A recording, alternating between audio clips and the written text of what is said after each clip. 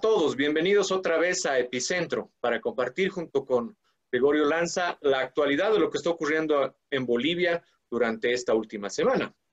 ¿Qué tal, Gregorio?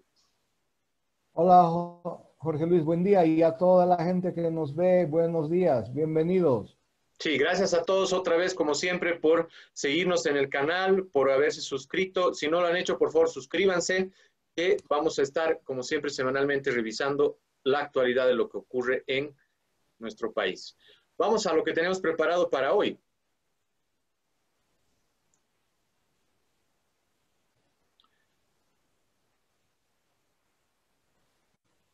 Estamos a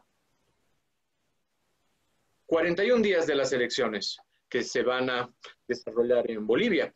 Entonces, ese es el contexto en el que estamos viviendo acá en Bolivia. Y empezamos con nuestro primer bloque, que lo hemos denominado la guerra electoral.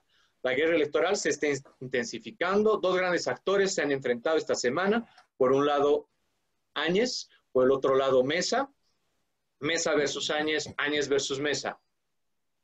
Áñez ha propuesto otro bono para el próximo año y ha salido a criticar a los otros dos candidatos que están por encima de ella en la preferencia electoral según los resultados de las últimas encuestas.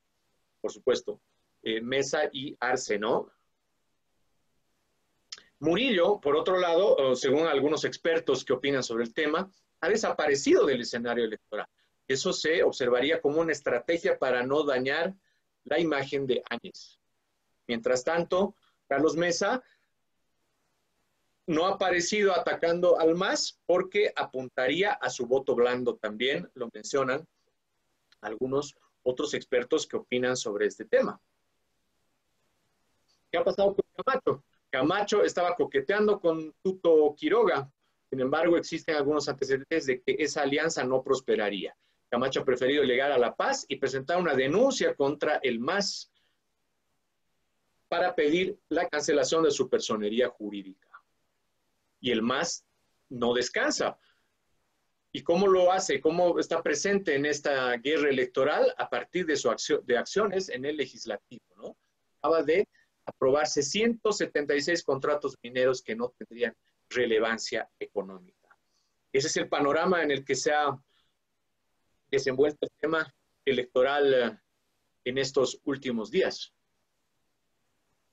Sí, esta semana ha sido una semana negra para la presidenta Áñez porque en definitiva se ha dedicado a inaugurar obras desde postas sanitarias, pasando por la fibra óptica que ya debía haber sido inaugurada hace un año, o sea, no es de ella, y atacando todos los días a Carlos Mesa de una manera ya grosera en algún momento, lo que la muestra como una candidata igual al pasado. Hace lo mismo que hacía Evo Morales.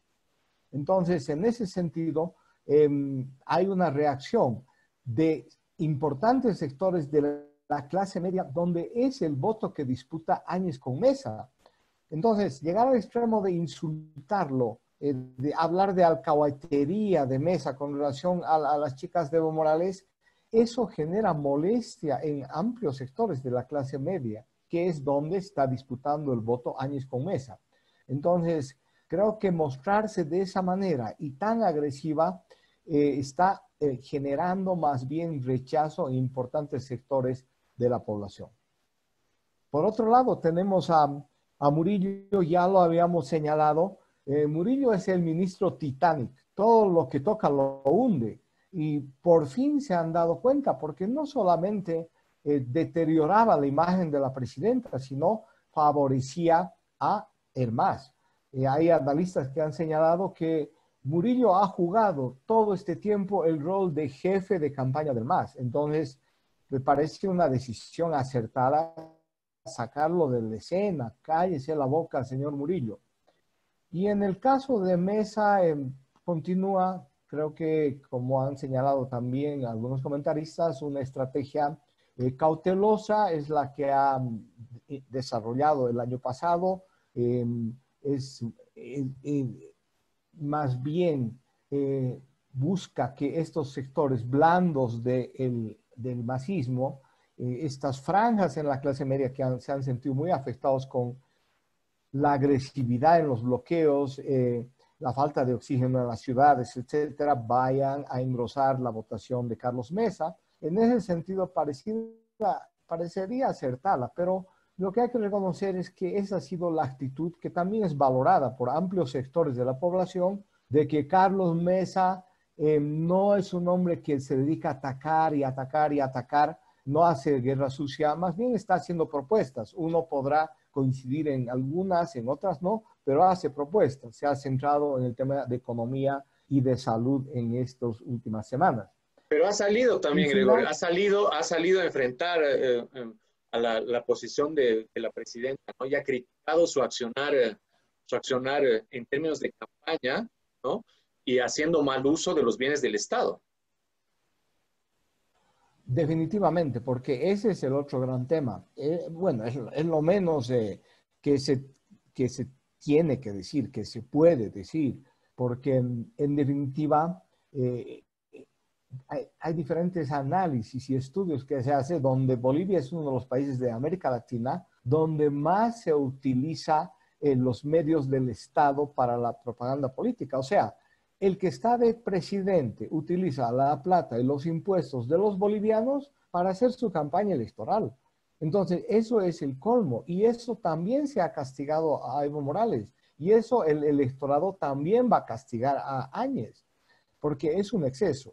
Por suerte ya faltan pocos días para las elecciones, porque entiendo que según la ley electoral, 30 días antes de las elecciones, la presidenta está prohibida de presentar todas sus obras, gestiones, mostrarse en ese tipo de actos públicos. Y si quiere hacer propaganda, tendrá que pagar pues con la plata de su partido, que además tienen mucha plata, son sectores de la élite en diferentes lugares. Entonces, creo que eso más bien está deteriorando esa candidatura y vuelvo a repetir, Carlos Mesa está en una posición tranquila y en cambio el caso de Camacho es el otro actor que busca modificar el escenario electoral. Definitivamente, y hay que reconocer en Camacho, hay una estrategia de campaña disciplinada. Camacho hace un mes aproximadamente ha cambiado de estrategia electoral y ha empezado a plantear su punto de vista que uno puede no estar de acuerdo, vuelvo a repetir, para muchos es una posición radical, incluso ha llegado al extremo de pedir nuevas elecciones. El Comité Cívico de Santa Cruz se hace eco de ese criterio. Y Camacho se mueve como el abanderado de la nueva opción política, diferente. Y en ese sentido ha adoptado una posición de cerrarle las puertas a Tuto Quiroga. Le ha tirado las puertas en la cara a Tuto Quiroga, porque él estaba intentando llegar a un acuerdo y le ha dicho, no señor, usted pertenece al viejo sistema. Y eso habrá que también valorar, que sea consecuente, no siempre por su voluntad. Es el caso de Manfred Reyes Villa y Cosío, dos representantes de los sectores de la partidocracia boliviana que estaban con Camacho por posiciones extremas. Ahora se han separado, dicen que van a buscar que el voto se concentre. Pero más allá de eso, si Camacho en ese desarrollo político gira al centro cada vez más en la perspectiva, podría ser una opción. Pero en ese escenario, sí, dime. No, claro, yo decía, no necesariamente el discurso que tiene Camacho se ve reflejado en sus acciones, ¿no? Parecería como que es un extremo, ¿no? Demasiado reaccionario, demasiado frío, ¿no?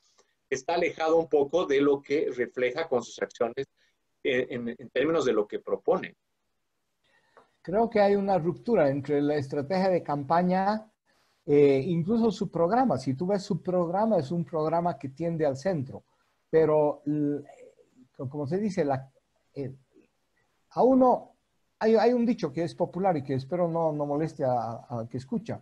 Dice, la cabra tira al monte. Y ese es el problema de Camacho. Camacho está formado vinculado a las élites orientales, a sectores muy conservadores que todavía hay en Santa Cruz. Estaba muy esperanzado y lo fue a recibir a a Marinkovic, que ha reflejado en el pasado esa posición.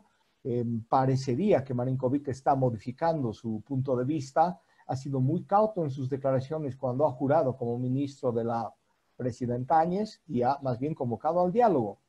Entonces, Camacho está en ese partido y creo que busca consolidar fundamentalmente su voto en Santa Cruz. No va a crecer más en ningún otro lado, pero en Santa Cruz sí puede consolidar su voto y algo de ese voto que está sobre el 15% podrá subir un poco más en Santa Cruz, que por supuesto a nivel nacional no le alcanza para estar entre los tres primeros, pero yo creo que está apuntando hacia el futuro.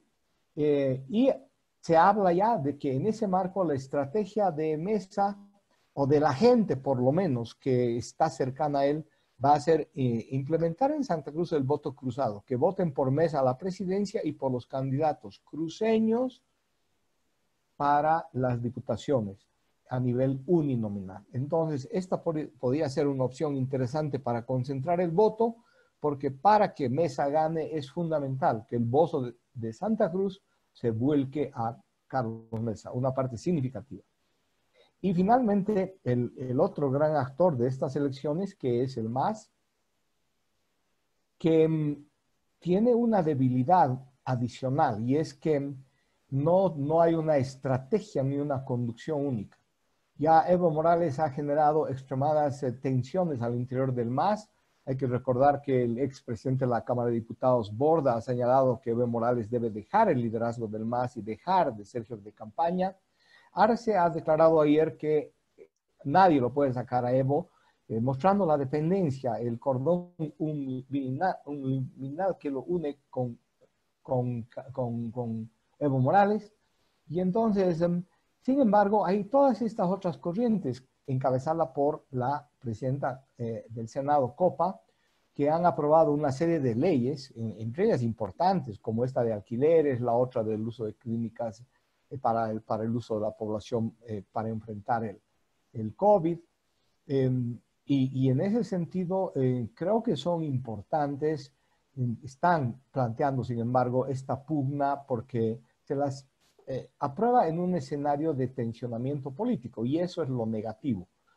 Hay que señalar que ha sido cambiado el presidente de los diputados del MAS en la Cámara de Senadores. En vez de Choque ha entrado Aguilar. Omar Aguilar es un senador mucho más concertador de Santa Cruz, que se opuso en su momento a la reelección de Evo Morales y ha sido muy crítico. Entonces, creo que eso está pasando en el MAS, pues, y sin embargo, por supuesto, utilizan todo lo que tienen para empujar la campaña electoral. Sí, dos apuntes, ¿no? Ahí en el tema de la campaña electoral del MAS, Arce no aparece como un protagonista, ¿no? Es el masismo el que está presente en la campaña electoral, es el evismo el que está presente. Y se manifiesta con acciones como en el legislativo, con estos contratos mineros, que son 176, que no terminan de mostrar realmente cuál puede ser la estrategia detrás de esta acción. Algunos dicen que más bien está dirigida a tratar de mantener a ese grupo fuerte, ¿no?, de los cooperativistas mineros que apoyan la candidatura y que podrían verse vistos seducidos de alguna forma por algún otro frente, ¿no? Entonces, la resolución de estos nuevos contratos, que habrá que revisarlos seguramente en su momento con mucho más detalle, parece más bien como un esfuerzo por mantener ese proceso de seducción con grupos que podrían de alguna forma intentar ver otros frentes para apoyar. Y el otro punto es que las leyes aprobadas la anterior semana por Copa no son publicadas hasta el momento, no han sido publicadas en la Gaceta, entonces no son todavía oficiales. Eso marca todavía la polarización y la etapa de enfrentamiento que existe todavía entre Ejecutivo y Legislativo. Muy rápido. El primer apunte es creo, muy aleccionador de lo que está ocurriendo, que no sale el candidato Arce en primera línea, porque además estas fisuras que han habido en el MAS después de la movilización del mes pasado, cuando han señalado importantes sectores del MAS, entre ellas las Bartolinas, que han sido traicionados por la clase media. Ha habido un ataque muy duro a la clase media. Y entonces, de una u otra manera, eso también le llega a Arce Catacora. Y bien lo comentas, fundamentalmente es una campaña que intenta articular los movimientos sociales y ciertamente la señora Copa está jugando en el marco de esa campaña para volver a seducir al sector cooperativista, que es muy importante para las elecciones. Sí, como apunte, acabo de recordar, hay una imagen que circula en la H parlante, ¿no? Que está en Facebook, donde se ve a Choquehuanca en un columpio y quien le está dando los empujones a Choquehuanca es nada más y nada menos que la líder de las Bartolinas. Es una imagen ¿Qué icónica, refleja eso? muy interesante, a propósito de lo que comentas, Gregor. Vamos a lo siguiente. Y lo siguiente que ha marcado también la semana es la candidatura de Evo Morales, ¿no? La Sala Constitucional de La Paz ha empatado en su decisión sobre el tema de la rehabilitación de Evo Morales y ha mostrado que es necesario la definición de un tercer actor, que en este caso va a ser el vocal Alfredo Jaimes Terrazas, quien dirimiría para ver la habilitación en positivo o negativo respecto de la postulación de Evo Morales como candidato a senador por Cochabamba. Sí, sobre este punto, yo hice declaraciones en página 7. Es un escándalo que una justicia y unos jueces vocales corruptos nombrados por Arce, ministro de Justicia del MAS, hombre de Evo Morales, estén decidiendo cosas tan importantes, pero además pasándose por encima de la ley. El Tribunal Supremo Electoral es un poder del Estado. Y a ese poder del Estado, el único que puede cuestionar sus decisiones, si no están en el marco de la Constitución, es el Tribunal Constitucional Plurinacional.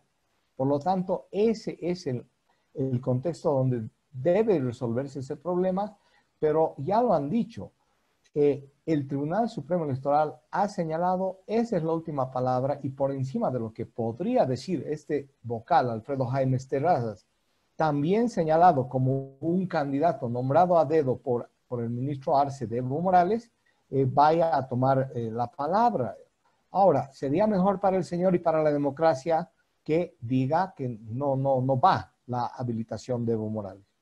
En el propio MAS, yo diría, la mayoría de corrientes y las más conciliadoras han sido muy cautas, han dicho es un tema de la ley, no han hecho cuestión sobre el tema este. Y yo espero que así sea y que al final entra Novillo en vez de Evo Morales. Novillo es un peón, es un alfil de Evo Morales, y se refleja también la tensión que hay con el candidato a senador, en este caso a tercer senador, por Cochabamba, Andrónimo, que Evo Morales lo ha relevado, no quiere que haya un dirigente nuevo, joven, cocalero en Chapare como primer senador, y lo pone a Novillo, que es hombre de confianza de Morales. Bien. Por supuesto, el tema que no puede estar todavía al margen de lo que ocurre en nuestro contexto es el tema del COVID, ¿no? Y en relación al tema del COVID, hemos observado esta semana una conferencia de prensa que ha convocado el exministro Cruz, negando vínculos con el caso de los respiradores chinos, en lo que se conoce como el caso Respiradores 1, ¿no? Y ha ofrecido fuertes denuncias muy directas sobre su grado de participación y ha dado elementos cuantitativos en términos de presupuesto que ya se tenían casi planificados para ejecutar y que el gobierno actual habría decidido no tomarlos en cuenta e ir por otra vía. También ha salido en página 7 una nota sobre el grupo AGEM, que era los intermediarios para la compra de los respiradores, que estarían ligados también a casos de corrupción y de evasión, no solamente en el caso de Bolivia, sino también en el caso de Cuba y de Guinea Ecuatorial. Y el propietario de este grupo intermediario estaría también involucrado con el caso de los Paradise Papers, ¿no? Que están ahí presentes en términos de lo que es estos casos de corrupción. Y por otro lado, en el caso de La Paz, se está viendo ya que se están abriendo cada vez más, con una mayor flexibilización, todas las restricciones que existían con relación a la pandemia. Sin embargo, en el caso de la ciudad de La Paz, esto va con una pausa mucho más lenta, ¿no? Una pausa mucho más cuidadosa. Mientras en el caso de Santa Cruz, por ejemplo, ya se han reaperturado los cines. En el caso de Cochabamba también se han tomado otro tipo de acciones, como el trabajo ya en algunos, en los gimnasios, por ejemplo. En el caso de La Paz, estaríamos yendo a paso más lento. Sí, creo que hay que ver los dos aspectos, las dos caras de la medalla. Uno, el que hace a la población, y es lo que más nos preocupa, más nos debe preocupar, y es la salud. En toda esta situación, en el caso de La Paz, las idas y venidas, las pugnas entre la alcaldía, el gobierno departamental, el gobierno nacional, está mostrando un manejo ineficiente de la pandemia en La Paz. Nunca han tenido una estadística correcta que refleje o que se acerque a reflejar los datos efectivamente de la pandemia. Han hecho un manejo político, han subido los datos de manera intempestiva en un determinado momento. Ahora están intentando todavía mantener, me imagino por eso, porque se mostraron muy rígidos con toda la ineficiencia que desarrollaron. El propio rastrillaje ha sido un rastrillaje que igual tendrán que rendir cuentas en algún momento. Hablaron de 100,000 kits. ¿Cuántos han entregado realmente? Hay mucha gente que dice, vinieron a mi casa, y debo confesar que yo soy uno de ellos. Vinieron a mi casa, les pedí que me hagan pruebas, no me hicieron pruebas, les pedí que me dejen el kit, no me dejaron.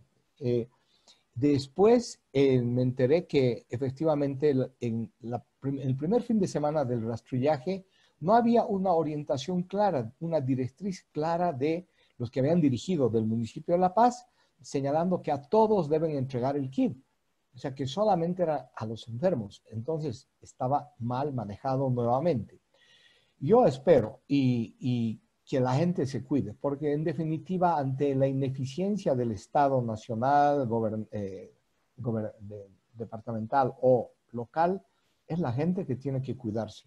Y creo que en La Paz ya hemos aprendido a manejar desde la medicina natural, el eucalipto, otro tipo de hierbas, la ivermectina, que está por suerte en el protocolo, con acitromicina, y cuidarnos. Creo que eso es lo que nos queda, porque también la gente necesita trabajar para comer. Y la parte más oscura de esta tragedia es que han habido pillos que se han aprovechado de la compra de respiradores, de la compra de medicinas, y los han echado a perder, y eso es una tragedia. No es solo acusar a este gobierno, es parte de una cultura en la gestión pública. Desde los neoliberales, Evo Morales la ha incrementado, la ha multiplicado por 100, y en este gobierno ha seguido, no hay conducción, no hay liderazgo, no hay gestión eficiente. Entonces, estamos frente a esa cara terrible, dramática, y que afecta a la gente y afecta al país. Y es interesante, ¿no? Cómo esta flexibilización ocurre luego de que, si hacemos una recapitulación de los últimos hechos, se hablaba de que esta iba a ser una de las épocas donde más fuerte se iba a sentir el COVID en nuestro contexto, ¿no? En nuestra ciudad. Se hablaba del famoso pico, y ahora, curiosamente, se recurre a la flexibilización, ¿no? De las medidas de restricción que estaban planteadas. Y coincide con la próxima apertura de los actos públicos de campaña, que van a iniciar el día de mañana. Desde mañana están autorizadas ya por el mismo Tribunal Supremo Electoral los actos públicos de campaña. Entonces coincide de manera, parecería, muy oportuna. Definitivamente, creo que la gente es la que tiene que cuidarse. La población, la madre de familia, los padres de familia, los jóvenes tienen que tomar conciencia y cuidarse. No hay otra manera, porque se nos viene inevitable un escenario de apertura cada vez mayor. La campaña es un escenario también donde va a haber un relacionamiento más frecuente, y por lo tanto hay que mantener el distanciamiento necesario. Creo eso es lo que podemos decir desde este programa sobre el tema, José Luis. Sí, claro, en actos públicos, ¿no? Básicamente, ¿qué veremos? Lo que ya estamos acostumbrados a ver: caravanas de automóviles, toma de plazas, ¿no? Movilizaciones, en apoyo a uno y Sí, otro señor. candidato. El otro gran ámbito, como siempre nos preocupa en nuestro programa, es ver el tema siempre, ya saben, de derechos humanos. Y en derechos humanos hemos rescatado esta semana lo siguiente, ¿no? 222 policías fueron denunciados por violencia entre enero y agosto. Estamos hablando del 2020. Pero además, la Fuerza Especial de Lucha contra la Violencia ha mostrado otro dato que también es mucho, mucho y muy preocupante, ¿no? Casi 80 feminicidios registrados hasta fines de agosto y más de 600 abusos contra niños, niñas y adolescentes. Y estamos hablando, por si acaso, en época de plena pandemia, de pleno COVID, cuando había cuarentena. Y otro elemento clave que también rescatamos es, Bolivia es uno de los 2 países de la región donde han muerto más médicos por COVID. 140 médicos perdieron la vida por el tema del virus, según registros del Colegio Médico. Y solamente estamos hablando en este caso de médicos, ¿no? Porque si ampliamos un poco el panorama, según la misma fuente, estaríamos hablando de 400 casos al menos de muertes por COVID. Si incluimos ahí a bioquímicos, enfermeras o trabajadores en el ámbito de salud. Datos realmente sensibles. Sí, este tema de los muertos por COVID se nos ha colado en esta, yo diría que se nos ha colado en este bloque de derechos humanos. En realidad tendría que estar más vinculado a la política con relación al COVID, a la política pública con relación al COVID. Y es donde se también muestra la deficiencia en el manejo. Es un sistema de salud pública y unas autoridades que realmente han manejado de una forma totalmente ineficiente, porque han expuesto a los médicos sin darles los equipos respectivos. Si tú te acuerdas, Jorge Luis, era una de las permanentes reclamos y manifestaciones de los trabajadores en salud y de los médicos. Salían a la calle para pedir trajes, para pedir mascarillas, para pedir toda la infraestructura y los medicamentos que puedan resguardar su integridad. Lamentable. Pero creo que es dramático el tema de derechos humanos en Bolivia. Estamos en una situación dramática. Creo que hemos llegado a un punto de los más bajos. En el anterior régimen, la administración no ha respetado los derechos humanos, mucho menos los derechos de la mujer ni de los niños. Y eso se ha agudizado en la pandemia. En la pandemia donde además los niños están conviviendo todos los días con sus violadores, donde además las mujeres se ven sometidas con pocas posibilidades de quejarse o de vincularse frente a los novios o a los casuales acompañantes que tienen. Y entonces, estos datos son realmente preocupantes con relación a los feminicidios y igual 600 vulneraciones, violaciones de niños, niñas y adolescentes. Y ojo, los expertos en el tema dicen que estas cifras no son las cifras que efectivamente muestran la realidad. Son cifras que están por debajo de lo que sucede. Terrible. Los organismos de derechos humanos a nivel internacional no se preocupan. Los que tenemos en el país muestran una ineficiencia total. La presidenta, aunque aprueba normas, leyes y crea instituciones, no parece tampoco tener eficiencia, no es fácil en tan poco tiempo. Entonces creo que ese es un tema en la agenda del próximo gobierno. Y creo que desde este programa debemos y vamos a hacer campaña porque el tema de derechos humanos sea incorporado de una manera fuerte, de una manera sistemática y de una manera transversal en todos los problemas de la política pública en el país. Sí, porque son temas que sensiblemente no están en la oferta electoral que hemos escuchado hasta el momento de manera contundente, ¿no?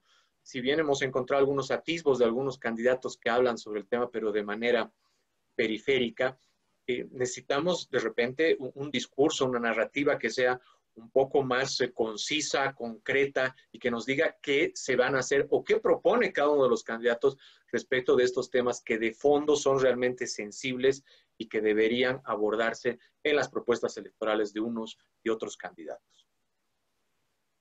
Bueno, muchas gracias, Gregorio, por participar una vez más. Estamos finalizando nuestro programa. Las palabras finales, Gregorio. Sí, gracias a ti y Jorge Luis. Creo que nuestro programa, ya que ha pasado el número 10, es un programa que está mejorando, estamos haciendo esfuerzos porque efectivamente la población y la gente que busca información pueda acceder a los datos precisos y a comentarios que se encuentren en el centro, que sean equilibrados y que sean ecuánimes. Y esperemos que estamos cumpliendo esa labor, Jorge Luis. Gracias. Gracias, gracias a todos por acompañarnos. No se olviden, por favor, suscribirse al canal y mantenerse siempre bien informados sobre la actualidad de lo que ocurre en Bolivia con otro enfoque como el que intentamos darle aquí en Epicentro. Nos vemos en 7 días.